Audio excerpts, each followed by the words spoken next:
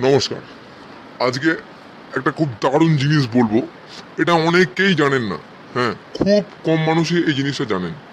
এবং আজকে আমি যাতে সবাই জানতে পারে সেটার ব্যবস্থা করছি। সেটা হচ্ছে, যখন পেট খারাপ হয় এবং পেট খারাপের সময় যখন এই যে ধরুন 24 ঘন্টায় যদি 15-20 বার পায়খানা হয় বা 20-25 বার পায়খানা হয়, আমরা ভাবি চ চ চ চ চ চ, হাসপাতাল নিয়ে যাবো, হাসপাতাল নিয়ে যাবো, হাসপাতাল নিয়ে যাবে, এরকমই ভাবি তো।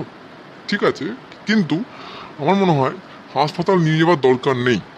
ঠিক আছে, একটা ওষুধ, একটা জিনিস আছে, একটা ড্রাগস, সেটা ঠিক কোনো সেই অর্থে কোনো ওষুধ বলা যাবে না। এটা এমন ধরনের একটা জিনিস, এর যে কাজ আছে সেটা হচ্ছে অ্যান্টি সিক্রেটরি এফেক্ট।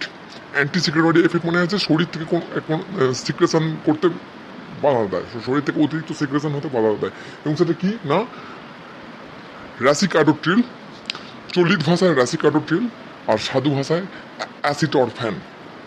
তো এই যে জিনিসটা, এটা কি করে না, শরীর থেকে অতিরিক্ত জল বার করতে বাধা দেয়। হ্যাঁ, তো পায়খানা করলে তো, এবং এই যে মলত্যাগ, সেটাকে বলা হয় ডেফিকেশন।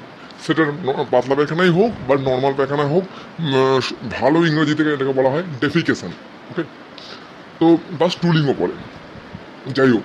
তো এই রেসিকাডোট্রিল বিভিন্ন এর মাত্রা আছে, অনুমোদিত মাত্রা আছে, বয়স এবং বডি ওয়েট দুটো উপর ভিত্তি করে এবং সিভিয়ারিটির উপর ভিত্তি করে। Not only depend upon the age and body weight, but the depend upon severity also.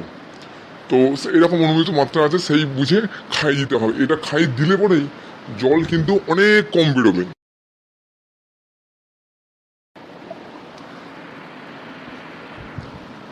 এই রাসিকাডোট্রিল বা যেটা আছে, এটা জল শরীর থেকে বার করতে বাধা দেয়। অতিরিক্ত যখন জল বেরিয়েছে সেটাকে হতে দেয় না।